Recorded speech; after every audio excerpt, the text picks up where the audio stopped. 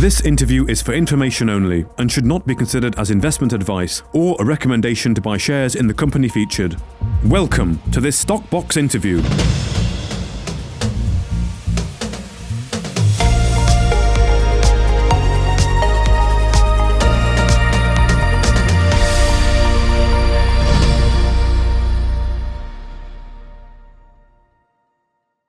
Good to go, yep.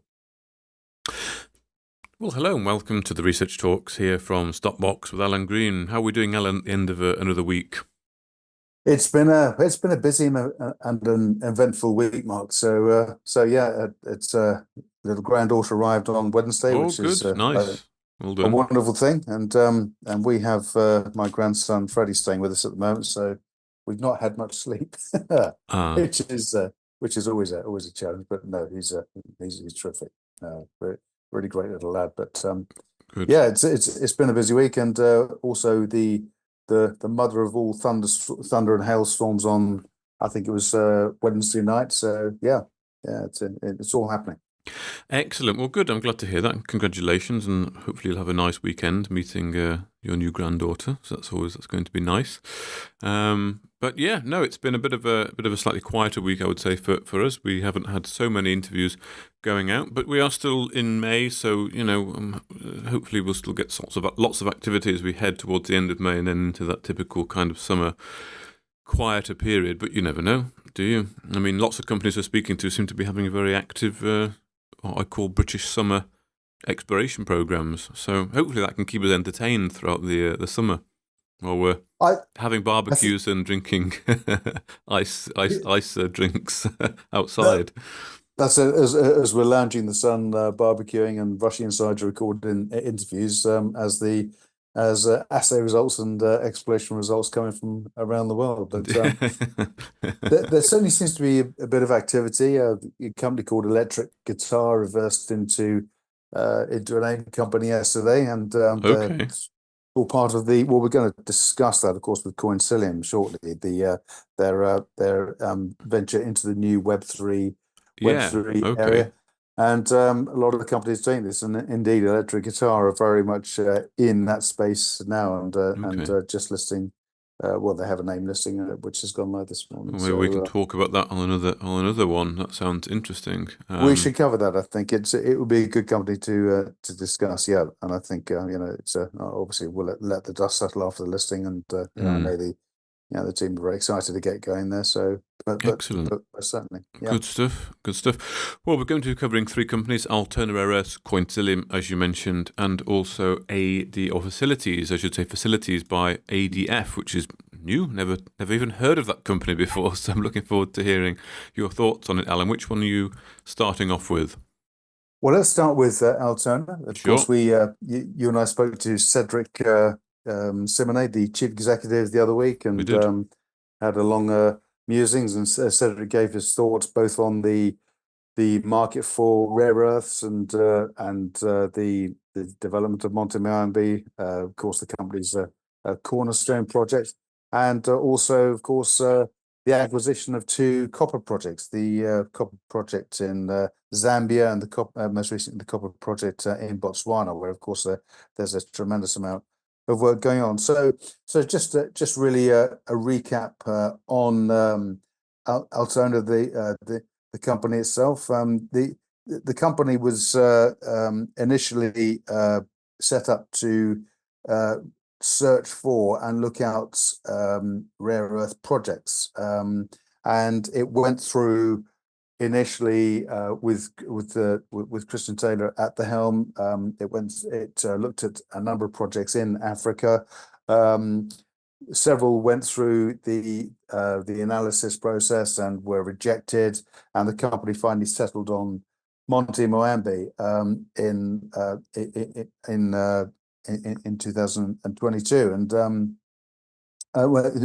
it acquired Monte Moambe in June 2021. I think with COVID, we all forget that several years have passed by due to the I don't know. There seems to have been seems to have been this sort of gap in people's memories of when you think back and you look back at 2020 and you actually realise that 4 years has gone by. But anyway, that I digress. So Altona acquired Monte Miami in June 2021, and Monte Miami, of course, is a former. Well, it was actually a fluorspar mine for many years, as we discussed with Cedric, and indeed, I think that the fluorspar is going to be a byproduct of the project as we go forward. But of course, the company has to evolve the project and has to get to those various stages. But with the actual maiden resource estimate that was established by the company, a total of 57 million tons of total rare earth oxides at 1.6% were established. The company also identified a high-grade zone of 11.5 million tons with 2.4% total rare earth oxides. And indeed, the size and scale of this marks it out as a potential tier one asset, and also possible types and synergies with other projects to process the ore when it's finally mined. Certainly, analysis from companies like Resolve Research and others suggests a massive upside potential to the current share price, and regardless of the profile the company has, we're now looking at a market capitalization of just 1.1 million, which seems absurd to me, given the progress that Cedric and the team have made at the asset. So with this, of course, we have to look at what the company is going to be producing. Neodymium and praseodymium, of course, are the most sought after magnet metals for both electric vehicle power drive chains and wind turbines. And we were discussing with Cedric, of course, there is a projected supply deficit for both of these metals of some 90,000 tons, I think, by 2040. It's probably going to be higher because I think a lot of these estimates are changing as time passes. But certainly with the scoping study that was released last year, the numbers look pretty attractive. A post-tax net present value of $283.3 million, post-tax internal rate of return of 25%, payback on the capex in some 2.5 years, and with the assets thought to contain the volume of ore that it does, there's an expected 18-year life of mine with 750 tons per annum extracted and processed. A life of mine EBITDA of $1.67 billion, initial capex required of $276 million. So as these various milestones have been achieved, Altona's ownership in Monte Miami increases, and indeed it has just it was announced in January this year that the Mozambique Minister of Natural or Mineral Resources had approved Altona's holding in Monte Miami increasing to 51%. So that's hugely significant. It marks it out now as the majority shareholder, and that's of course through the local company holding that stock. So once the project enters the final phase, on completion of that phase, Altona's holding will increase to 71%. That's the PFS, that's the pre-feasibility study stage, and then of course, as often happens with projects like this, it's highly likely that Altona will then be partnering with one of the majors to bring the project on. We've seen similar process this happened. Of course, Sovereign Metals, you were speaking to Sapan Guy, the Chief Commercial Officer earlier this week, Mark. We saw Rio Tinto come in last July as a cornerstone shareholder, invested $40 million, took 15% of the company. And of course, with a partner like Rio, it's going to get done, and it's going to get done in the best possible way, to coin a phrase. So where we are now, the company has bought Monte Moembe to that phase, but it's now added two new dimensions of value. In March, we heard from the company that acquired Phelps Dodge Mining Zambia from the Sustainera Group for initial £40,000, which is basically being paid for by the issue of 800,000 shares at 5p. This Sustainera Group were the owners of a copper license in the Mafumbi area in northwest Zambia, some 616 square kilometers, located 4 kilometers west of Kamweji, the Kamweji copper currents, and about 60 kilometers southwest of the Mafumbi copper mine. And of course, Zambia's, constantly in the news. Everyone's heard of the Zambia Copper Belt as a very famous geological anomaly, and copper prices, as indeed one of our writers, Jill Baker, wrote about the other week, copper prices busting through, potential $10,000 a ton. And indeed, Trafigura, the commodity giant, the chief executive Jeremy Reed there believes it could go through $12,000 a ton. So of course, that's making copper now probably the most desirable clean energy commodity at the current time. So in very timely fashion, once again, we're just in May now, but of course last month Altona acquired its second copper project. It acquired the Sasana copper project, or it has an option to acquire, should I say, the Sasana copper project. This is now in Botswana in the Kalahari copper belt. And of course, Mark, you and I have spoken many times about companies with assets and projects operating in the Kalahari copper belt. Years ago, of course, Sandfire Resources, Paul Johnson was running the company then. Metal Tiger, Paul Johnson was running the company then, developed the copper mine, which was sold to Sandfire Resources, and that's a producing copper mine now. But the Sasana copper asset is located some 25 kilometers from the Khoemacau copper and silver mine. It's in a region which is very active. The Khoemacau, the company that operates the Khoemacau copper mine, also Galileo Resources, Arc Minerals, and of course Bentoni and the Kavango team also have interest on the Kalahari copper belt there too. And Ben and his team have been using, of course, David Catterall as a consultant there. He's an industry veteran, but with particular expertise in copper and in the Kalahari copper belt itself.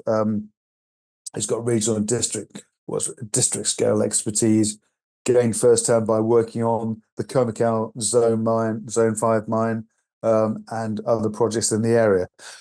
So most recently, we heard a few days ago that Altona had also appointed David Catterall as a copper consultant to focus on the Sasana copper project, where he's going to work alongside Cedric to fast track the project and bring it on to the next stage. So this is hugely important and positive work. It's also significantly and strategically a very important step for Altona. And I'm scratching my head, as I'm sure you are, Mark. We're looking at the share price at present, and of course, it's simply not reflected in that. In fact, the share price of Altona, I think, has dropped off a bit. So there exists a huge opportunity here. I know Cedric is working very hard on the ground. That was very much the case when we spoke to him in the market musings last time, Mark. So I'm absolutely sure that at some point we're going to see this company turn and be rewarded, I think, with some level of premium for the assets that the company holds, and of course not forgetting the development of the Monte Moambe rare earths project. I think we've got to see the fortunes of that company turn around. It's just so cheap. I mean, you struggle to find companies as cheap as that on the market. It's almost, it's not much more above kind of Shell value, is it? What's a Shell value? Typically 800,000 or something, just a circa under $1 million, something like that for a Shell on AIM. Indeed. Yeah. Yeah, I know. And they've got this rare earth project that, of course, it does have to go through the various studies, but the initial study there, scrapping study, as you've said, a very, very good first look at it. And as we talked about with Cedric, so met testing to come, further studies to be done. But then, as you've talked about, they've broadened into copper and in the KCB and Zambia, of course. So, yeah, I mean, matter of time, I think, before Altona is on a re-rate, really. And as you say, Cedric said, didn't he, in the interview and the podcast that we did, that they would look for outside funding for Monte Moambe. The plan is to effectively fund the copper projects through the market as normal, as you would any normal exploration company, but to get outside interest for progressing the rare earths, and that could be from government level. So, what more do you need to know, really? well, this is it. I mean, we see this. We're seeing companies we've spoken about over the past few years have gone through this phase, and some of them have attracted government interest. They've attracted funding.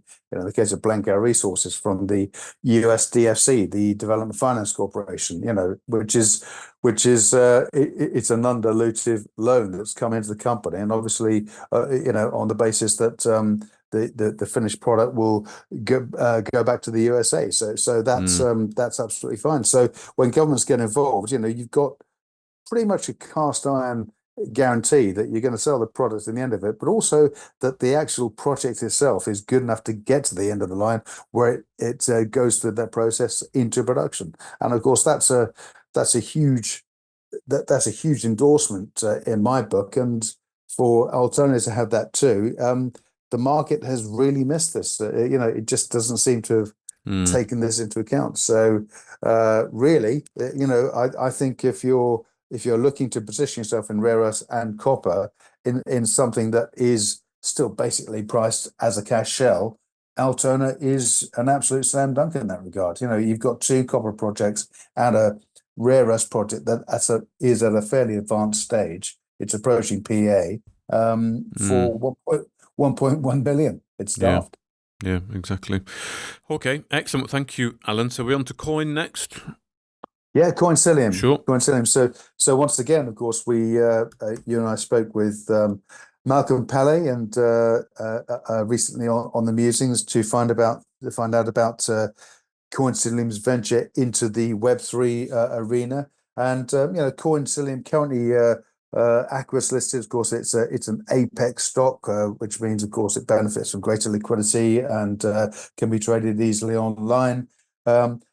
Currently, with a market cap of 4.3 million, the shares are trading at 2p. We've traded as high as 3.45 on this current year and as low as a penny. So certainly the moves into Web3 have been enjoyed and appreciated by the market. But I think it's there was the most recent announcement from Coinsilium is very interesting, I think, for investors wanting to find out about Web3, because of course we're in this era at the moment where in Web2 we have online advertising, a huge source of revenue for many companies. Just to get your head around this, Facebook generated 131 billion in advertising revenues in 2023. I mean, that's a colossal number. But of course, what that reflects is that Web2 is very much controlled by a few key players, like Facebook, like X or Twitter, Google, and others. So Web3 is going to change all of that. It's going to reflect really the democratization of the internet and the decentralization of the internet. Malcolm spoke very eloquently about what that would mean and the changes that would bring into the marketplace. But with the network they already have in place, with their principal technology partner endorsed, they've set up the Byzant collaboration to set up the Byzant Web3 social network. With this, they have they're working with two founder ad partners, and these are Linko, Linko, and also AADS. Now, AADS, worth noting. Just quickly, prior to that, Coinsilium are going to provide, well, it also the technology partner, Coinsilium will provide these strategic development services in that partnership. So AADS, a founder partner as well, are the largest and longest standing crypto and Bitcoin advertising network. They serve about 190 million page impressions per day.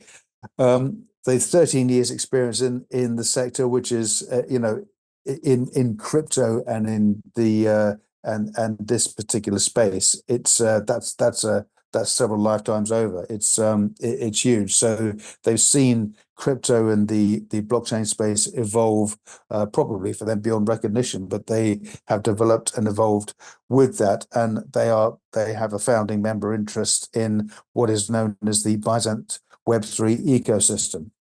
Now, within this, the company has created AdBazaar. And AdBazaar has incorporated Singapore-based ad banner model Linko. Well, it's actually well beyond that. It's creating a blockchain-backed system where it provides on-chain analytics and also real-time insights into user behavior and preferences. But this new advertising system is going to be very different because it's going to be managed by the user, i.e., you and I. So when you're looking through the opportunities, and you're perhaps looking at Bitcoin or crypto or NFTs or an asset that's been tokenized, and you'll see ads alongside that, you can select what ads you see or whether you want to see ads. And if you're looking at it through the Byzant Web3 ecosystem, you'll be able to select whether you want to see it or not. And if you do opt in to see the ads while you're browsing that particular part of the network, then you can also receive incentives for that as well. So in other words, probably tokens or points or something else within the ecosystem that will give you a benefit. So this is part of how the system is going to evolve. It's going to completely turn on its head the traditional structure of online advertising, but it's as you can imagine, it creates a multitude of opportunities for innovation, particularly in terms of user sort of transparency, user engagement, targeting efficiently. And I think that increasingly we're seeing in the Web2 arena, we're seeing data hacks, we're seeing unauthorized use of data by some of the big players, and Web3 is going to change all that completely. But of course, I think what's going to happen is you're going to see some companies wanting to take a land grab in that space. So they'll already be prepared for that. So your Facebooks and Googles and X's will be prepared for this change and evolution. But Coinsilium, of course, with their AdBazaar, have really taken significant steps down the road to address this issue already. And I think their early land grab into Web3 is going to really serve them well in the future. So at the moment, they're in research and evolutionary phase, but I would urge users interested in this space. I think the Coinsilium Byzant 3 network is very much at the forefront of this. And these two reports they provided, one of which is Web3 echoes of the 90s internet boom, and then opportunities of Web3 for new advertising models, really explain and articulate the expected direction I think that this is going to take. but one thing is for sure, the echoes of the 90s internet boom, it's going to happen again in the space. And those companies that are well positioned to take advantage of this, those companies that have a structure that offers that transparency and a transparent experience that can be structured and governed by the user as they want to see it, it's going to be key going forward. And I think Malcolm and his team have positioned themselves early enough to be a key player in the space. And obviously for shareholders in Coinsilium, that's going to really start to impact on the share price as the company develops their network. So yeah, looking forward to the next developments from Coinsilium and the By Adf 3 network. Yes, indeed. Well, let's see what Malcolm and the team can deliver at the forefront of this. Transformation, third iteration of the internet. It's coming down the pipe, and those reports very interesting, as we talked about on the podcast with Malcolm that we did just about a week or so ago. So, yeah, again, Coinsilium positioning themselves at the forefront of cutting edge innovations in tech, given some following winds perhaps in the whole kind of tech and crypto environment. Then it's all to play for, isn't it? Really, it is. I mean, it's such a nebulous concept, the whole thing, and the technology that will support that. It's beyond my understanding, but I think, as we've seen with crypto, the gifted programmers have been able to take full advantage of the development and the evolution of the crypto and the blockchain space. And I think with the endorse and also, of course, Eddie Travier, was the chief executive of Coinsilium, was very early sort of proponent of the crypto space. I mean, it should be remembered, of course, that Coinsilium themselves were the first ever blockchain IPO on Aquis in 2015. And of course, 2015 doesn't sound that long ago. It's only 9 years ago, but we're several lifetimes later. Effectively, the space has evolved beyond belief, and it would be interesting to go back and perhaps speak to people back then to see if they have had any concept of how the space would evolve and develop, because of course blockchain is now going to really be behind everything we do in the future. We've spoke, of course, with Malcolm about tokenization of assets, and eventually get to the stage where instead of holding your stocks and shares in your dealing account, your shares are held as tokens and backed by blockchain. So of course that has implications in terms of the back office system, the settlement system, taking that process out of the equation effectively, because everything is backed by blockchain. So you have that irrefutable, unchangeable line of code that represents token A or a bunch of tokens or whatever. Indeed.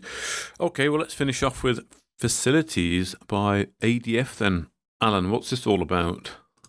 So this is something completely different to the sort of companies we've discussed, but it's a really interesting space. So facilities by ADF, the company is headed by Marsden Proctor, the chief executive, and they are a provider of production facilities and support vehicles to the TV and film industries. So of course, if you've ever visited a film set, you'll see all these trailers and various vehicles. It's actually worth going to their website to take a look, because you've got a huge range of vehicles and trailers. Of course, you've got the makeup trailer. You've got the logistics, the production in the offices. So where the administration team will actually run the film set, as it were. You've got the artist trailers. So of course, that's where the A-list actors will go in and be pampered, and will be able to put their feet up and sip their tea or coffee or whatever health drinks that they bring. Then they have the honey wagons, and honey wagons in film parlance basically means mobile toilets. Okay. Although these are class toilets and showers, no doubt, and then of course generators, technology or tech vehicles to provide the tech for the film crew and the backup services and everything else. So the company currently trades at 51p. It has a market capitalization of just under 44 million pounds. It's AIM listed, and you'll see if you look at the chart, we've seen a series of higher lows really since March, and then the company a few days ago announced a very strong set of full year results, and these results were strong because, of course, last year you may well remember we had the Hollywood writers' strike. So the company is producing all over the world. ADF have been involved in productions such as The Crown Series 6, Slow Horses, which is a terrific series with Gary Oldman, if you haven't seen it. Star Wars Andor, The Gentleman, also very funny. Rivals, The Diplomat, and many other well-known films and Netflix series as well. They earn an average of £385,000 per production. Okay. So of course the impact of on the second half of the year by the Hollywood writers' strike was pretty considerable, because in Hollywood everything stopped. That was it. Nothing happened. Because they were supported by the film set workers and the others. So of course nothing could take place. But regardless of that, the company came in with a strong performance to the end of the year, 34.8 million in revenues, up from 31.4 million previously. EBITDA fell to 7.3 million from 8 million previously. Earnings per share also fell to 0.99p from 6.1p previously. And again, there was a growth in demand, but of course the company has overheads, so those margins were effectively taken out through the writers' strike, and of course paying staff and operators during that period. Nonetheless, the group have since that time seen a surge in demand. They have a very strong forward order book, and they've also added a further 108 vehicles to the fleet last year. So of course, those have got to be paid for and maintained as well. The company has paid a dividend, and what is encouraging is that it very much looks and views the writer strike as a blip, but it was nonetheless able to increase the fully dividend, the final dividend of 0.9p, bringing the total to 1.4p for the year compared to 1.36p in 2022. So this is a company, I think, that offers a significant recovery opportunity from this point, and the fact it pays a dividend too, with such a small market cap, to me is very, very encouraging. So I think it's generally accepted that the TV and film industry is in pretty rude health. If you look at the BAFTAs and the Oscars, there's a plethora of talent and new work being undertaken. We're also seeing so much growth in the series like Netflix TV series, Apple TV, Amazon, of course, and all of those productions are supported at the most basic level, and facilities by ADF are plugged right into that. So this burgeoning film industry, they play a key part, and I think as a recovery opportunity at this level, where if we look at the actual share price performance, shares have traded as high as 64p and as low as 37p. So we're about midway between that at the moment. But the prospect of further dividends, and I think further growth next year, sets this company in really good stead, and it's a good sector to be exposed to. Okay, interesting. Very different, Alan. Very different indeed. So really, this is what would you say is more of a play on a sort of steady kind of dividend payments?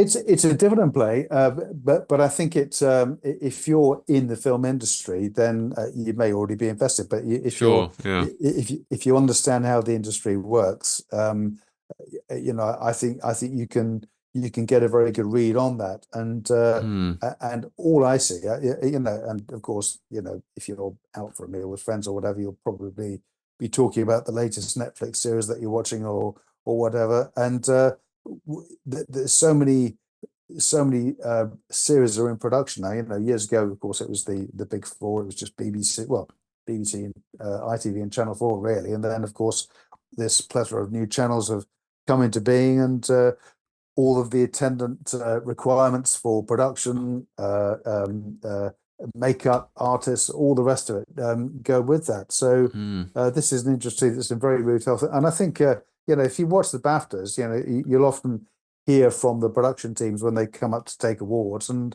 apart from doing the lovely thing where they're all talking about how wonderful all the people on the set are, you do get an insight into just how the industry is going. And certainly it's in pretty rude health at the moment.